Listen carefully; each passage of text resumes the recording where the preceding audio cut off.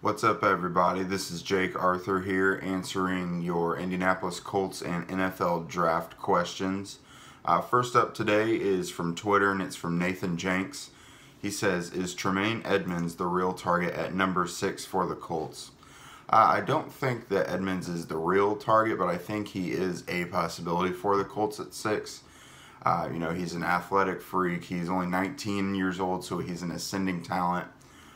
He's got a ton of potential, so he fits the bill of what the Colts should be looking for. Plus, he fits a position of need at linebacker. I would mostly turn my attention at number 6, if they stay there, to Quentin Nelson, Bradley Chubb, and Saquon Barkley.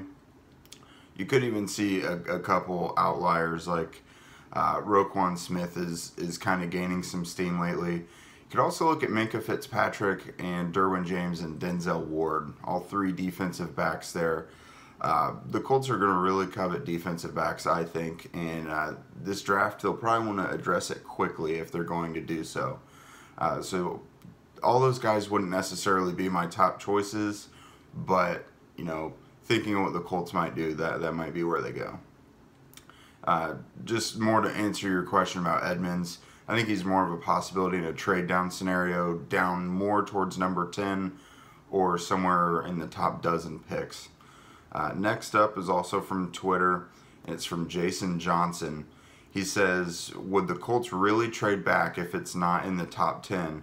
If we do, I feel it's more quantity over quality.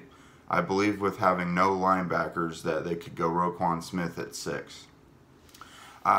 Chris Ballard said that if they are going to trade back again and it be out of the top 10, that the offer would really have to blow them away. So in my opinion, I interpret that as multiple first couple round picks spanned over this and next year.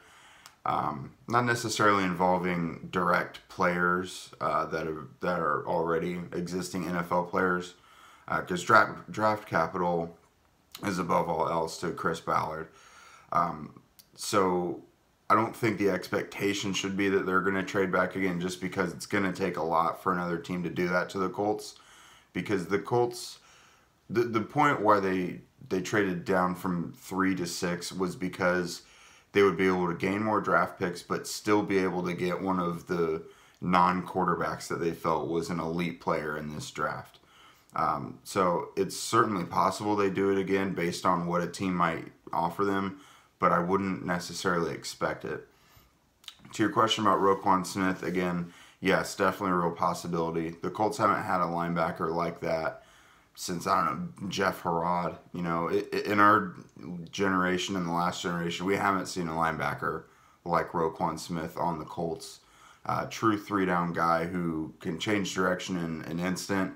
He's got great quickness, speed, sideline to sideline. He'd be an exciting player to add, and he would really be the perfect linebacker to add to this new 4-3 scheme for the Colts. Next question comes from Sean Cox on Facebook. He said, Sam Hubbard and Billy Price. Let's hit Ohio State hard in the second round. Thoughts? Now, I do really like Billy Price. He tore his pectoral muscle during the combine, but he's supposed to be back by training camp, so I don't think teams are really going to care about his current injury because he's going to be back even before the season starts. You plug him in on the line in the mix there with Ryan Kelly, Matt Slauson, and Jack Mewhort. I think you've got some competition there. You've got a real possibility for some quality players to be starting at the interior of the line. Sam Hubbard, I'm actually not nuts about him. In my opinion, from the games I watched of him, which I did do a complete, report with notes on him, he's not good enough of a pass rusher to make up for the fact that he doesn't really do much at all against the run. He's in college, so he's going to develop more. He'll become a better player, likely. I think he's got a good head on his shoulders.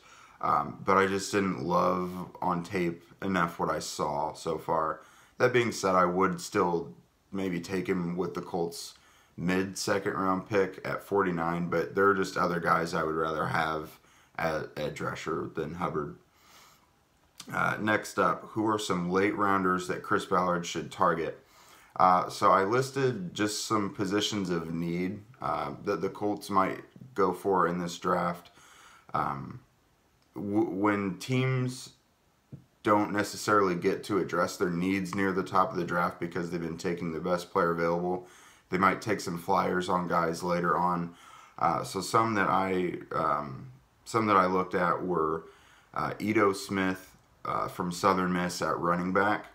The Colts have already shown interest in him, as well as wide receivers Doris Fountain and Ray Bolden.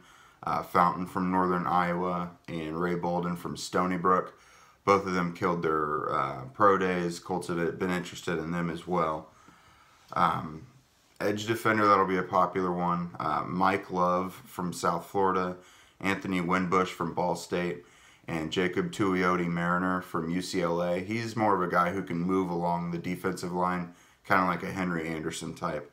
And then linebackers, these guys could go round 3 or 4, or they could go round 6 or 7.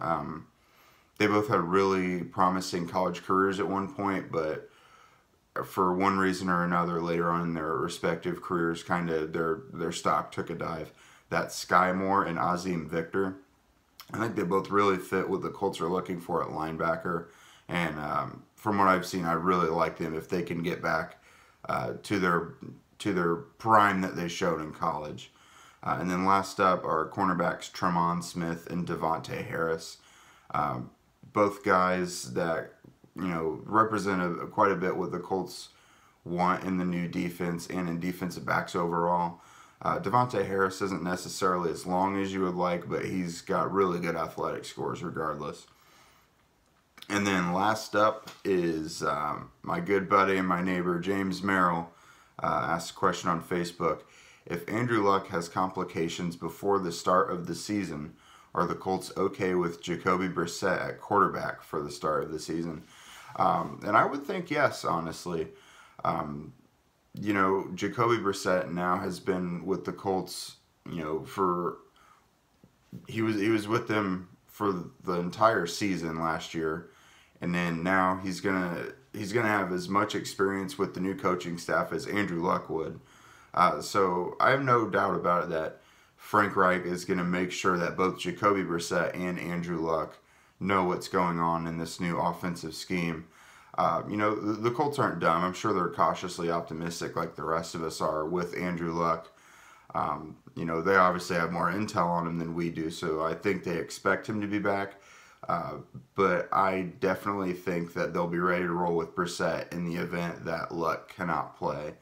I think that'll be evident in what they do in the draft and the fact that they haven't really done anything at quarterback in free agency. So, much like the Eagles were ready to get Nick Foles prepared last year, I think they'll be able to do the same with Brissett in the event that Luck is not able to go.